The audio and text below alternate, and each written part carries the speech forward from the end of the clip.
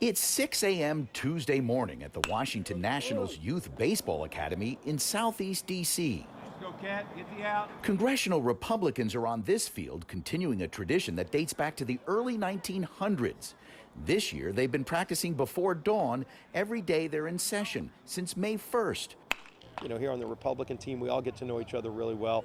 But even when we compete against the Democrats, it's just one game a year, but you get to know the Democrats on the other side as well. And, you know, that's the kind of stuff I think we need to do more of in Congress. You know, we're going to have disagreements on the big political issues, but to get to know each other on a personal level, to find some common ground on something that we can come together on, and frankly, I think it'd make the institution work better. Louisiana Congressman Steve Scalise is the heart and soul of this team. The 55-year-old House Minority Whip was shot and badly wounded at the Republican team's practice in Alexandria, Virginia 4 years ago.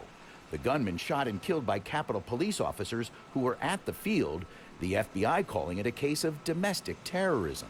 I get better every year, you know, and you can look back and, you know, 4 years ago after the shooting, I wasn't sure I was going to make it through that day. And then a year later, I was able to play in the game, and that was a treat, just to be able to walk back out on the field. Across the city over at Gallaudet University's ball field, it's just after sunrise, and the Democrats are having their final practice before the big game. Going to be televised for the first time, you know, on real television. Representative Mike Doyle of Pennsylvania manages this team and says the shooting 4 years ago definitely sparked interest in the game. You know, obviously there was talk of canceling the game that year, but I'll never forget Joe Barton was the coach of the Republican team at the time, and I said to him, Joe, whatever you guys want to do, we'll back you.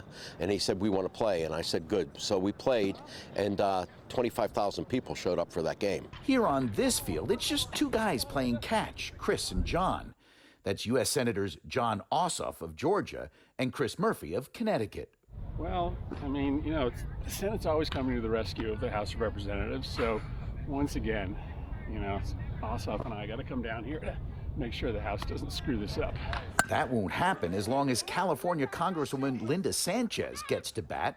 The tickets that we sell, the proceeds go to some really great charitable causes. One is the Literacy Council of D.C., and one is the Boys and Girls Club of D.C.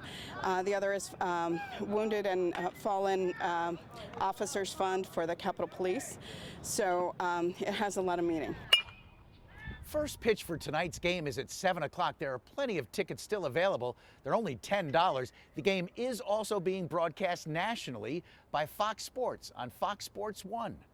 From Nats Park, Bob Barnard, Fox 5 Local News.